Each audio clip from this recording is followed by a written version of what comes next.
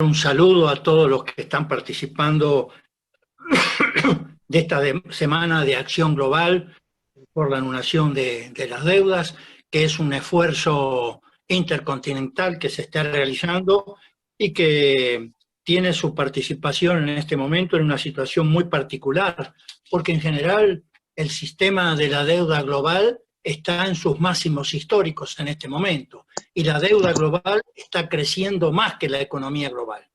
De alguna manera, la deuda global triplica el PBI. Significa que el componente que está dominando, que no es de ahora, pero que ha aumentado su dominación, es el capital ficticio a escala internacional. Toda esta situación que viene ya de antes se ha agravado durante la pandemia, porque la mayoría de los gobiernos han puesto incentivos fiscales y han hecho una fuerte expansión monetaria para poder enfrentar los gastos adicionales de la pandemia, evitar las quiebras en cadena y que aumente la desocupación más de lo que ha aumentado en el mundo. Ahora, muchos países esto lo están recurriendo con deuda, lo están resolviendo aumentando su nivel de endeudamiento, algo que también está pasando con las deudas corporativas, ¿no? Porque muchas empresas que han sido salvadas de la quiebra, una vez rescatadas, han vuelto a endeudarse, poniendo así al sistema financiero internacional al borde del colapso, ¿no? Fíjense ustedes que a principios de año la deuda global en relación al PBI global era del 320%. Hoy está en el 330%. Es una combinación de caída del PBI global y aumento de la deuda global, ¿no? Ahora, que hay que decir también que los países más endeudados son los países avanzados, los países centrales, cuyas deudas totales llegan al 390% del PBI, mientras que la de los países llamados emergentes, una denominación que no me atrae mucho, pero así sabemos de quién hablamos, está solamente está en el 230%, ¿no? El problema es que aún no es posible predecir cuándo concluirá este mecanismo de endeudamiento creciente más que la economía, porque tampoco se sabe cuándo terminará la crisis sanitaria que está afectando también globalmente, ¿no?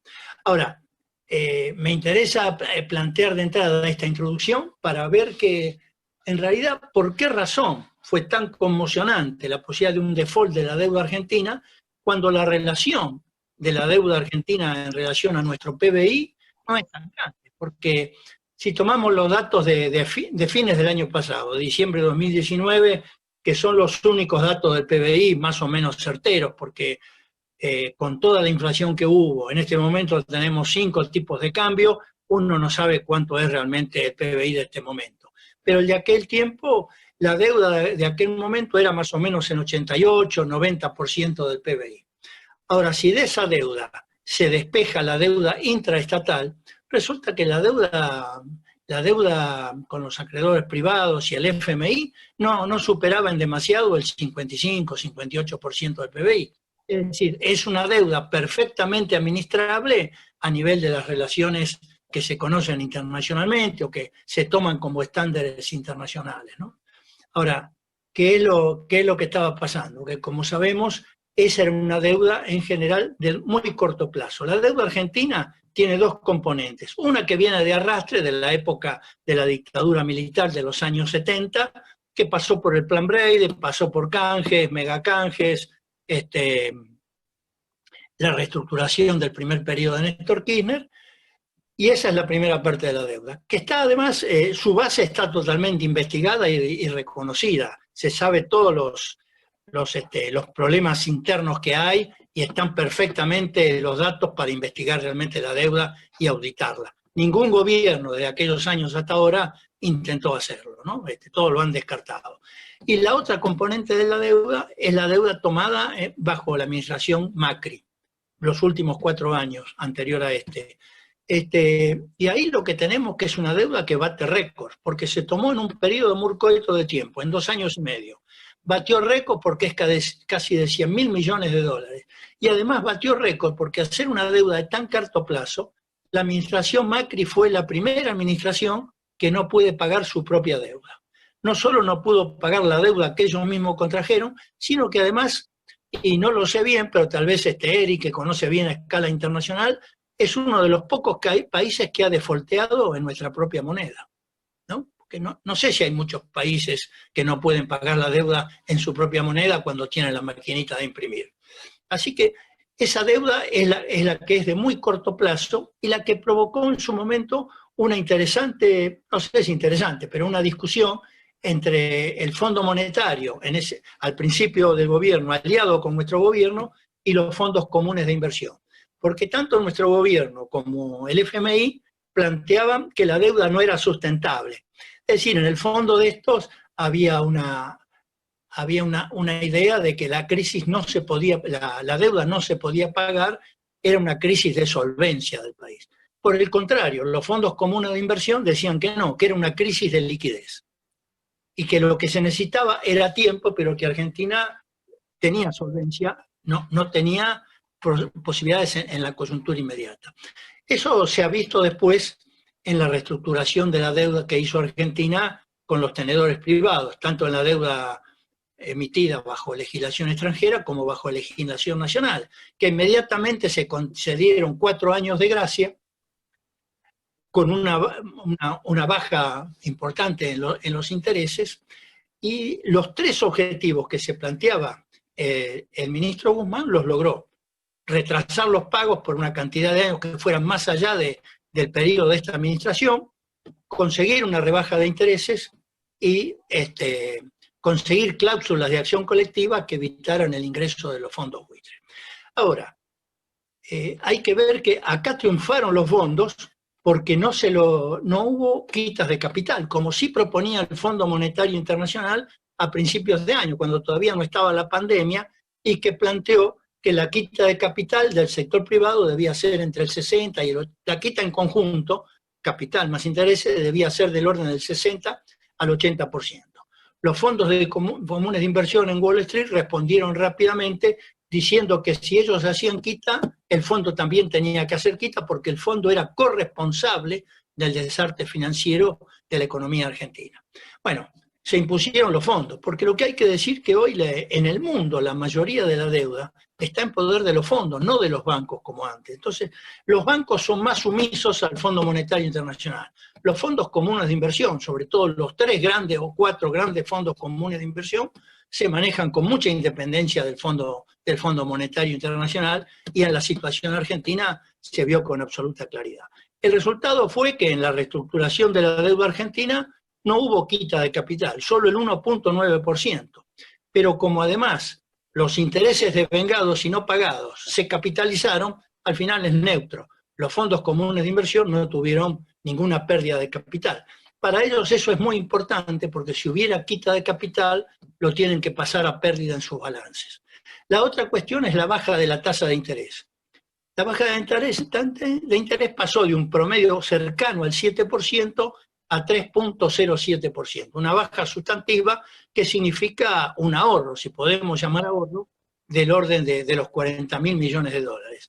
Pero acá también hay una trampa, porque como ustedes saben, la tasa de interés es una función de la relación, beneficio con riesgo, ¿no?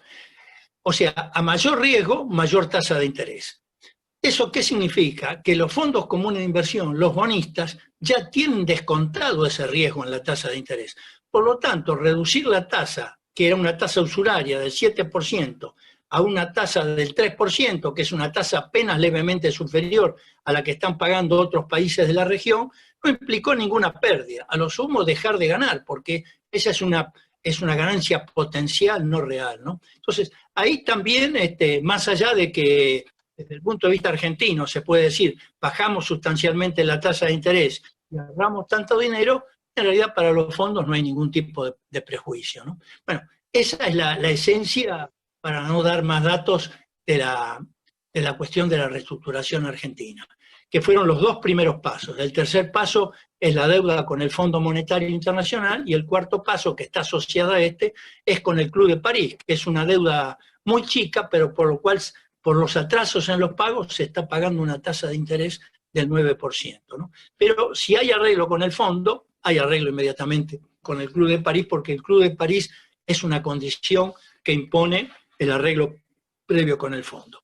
Ahora, la cuestión de la deuda con el fondo está muy floja de papeles en general, como buena parte del conjunto de la deuda, y que el gobierno descartó de entrada no investigarla, no averiguar cómo se había hecho, ni nada por el estilo.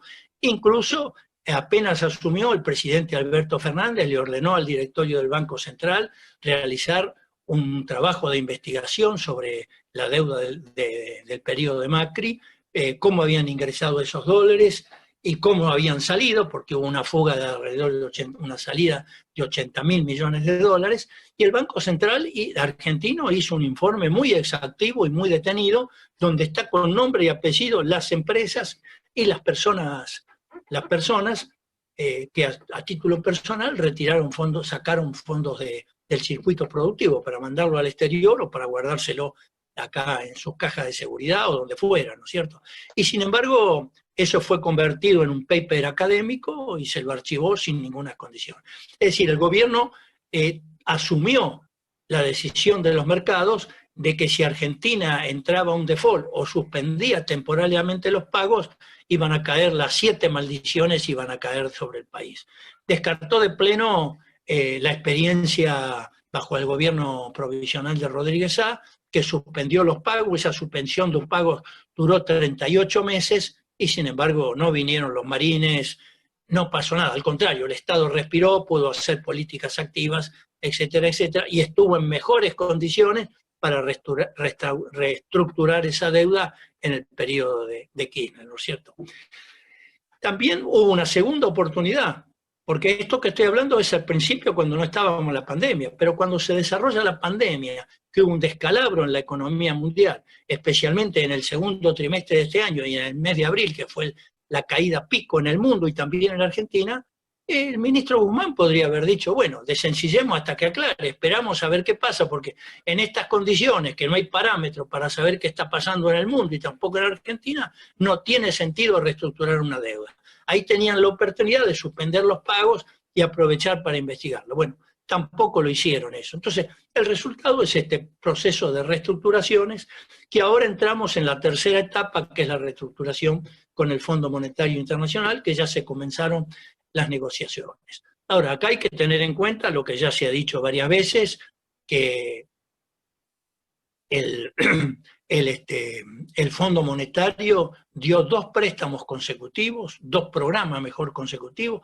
El primero quedó obsoleto a los 3 meses, lo reforzó con un segundo acuerdo que llegó a los 57.000 millones de dólares, de los cuales afortunadamente solo se desembolsaron 44.000 y algo, y que en realidad es un gran préstamo, que es el mayor préstamo de la historia del Fondo Monetario Internacional, a un país que se sabía de antemano que no podía pagarles.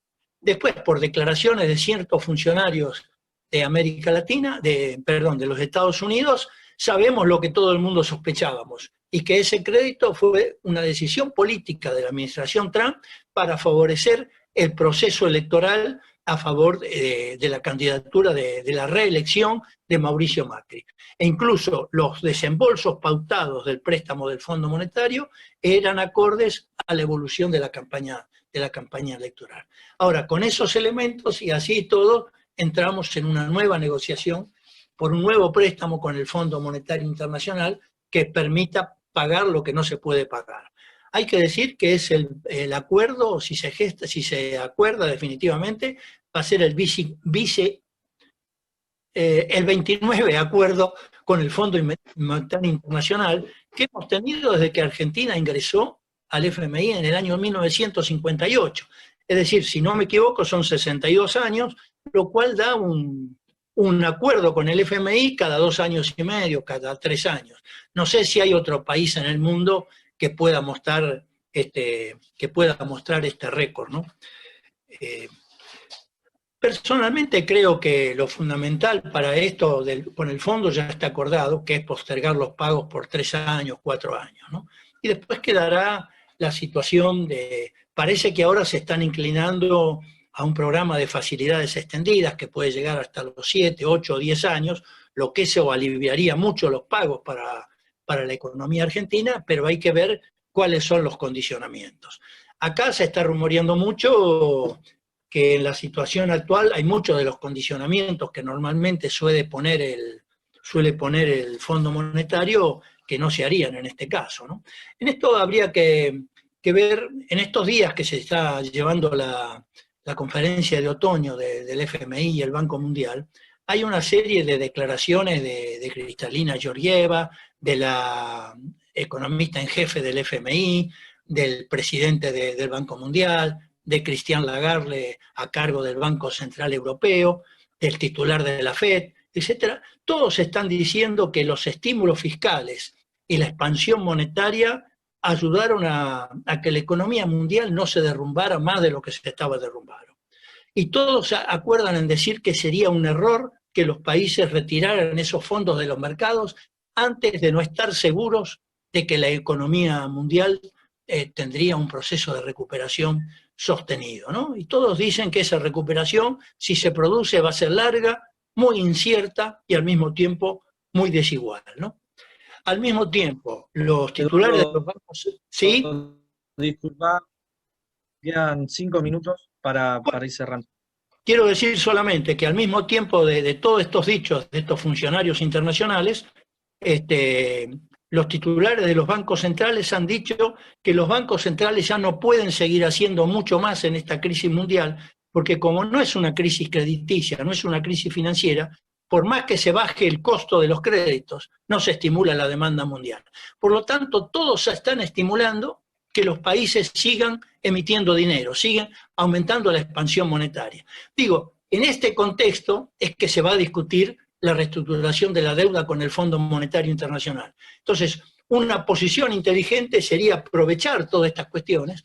Hay que agregar que Kristalina Georgieva acaba de decir la semana pasada, no vamos a la Argentina para pedir nuevos ajustes. Es decir, no es que las instituciones financieras, el Fondo, el FMI o el Banco Mundial hayan cambiado. Son siempre los mismos. El ejemplo de Grecia lo demuestra. Pero lo que ha cambiado fundamentalmente es la situación internacional. Entonces obliga a respuestas que no son las mismas. Entonces, mi interrogante es si la negociación del gobierno argentino sabrá aprovechar esta situación, no dejar pasar como lo dejó pasar al principio de este año, como lo dejó pasar cuando el inicio de la pandemia, y aprovechar toda esta situación para plantearse de una manera distinta, exigir la suspensión de los pagos y exigir sobre todo la investigación de la deuda para determinar que es netamente deuda financiera, que está muy floja de papeles, que es cuestionable y que el país no está obligado a pagarla, y pagar lo que haya que efectivamente pagar, porque hay deuda que no es solo financiera. Bueno, dejo planteado este interrogante entonces. Muchas gracias.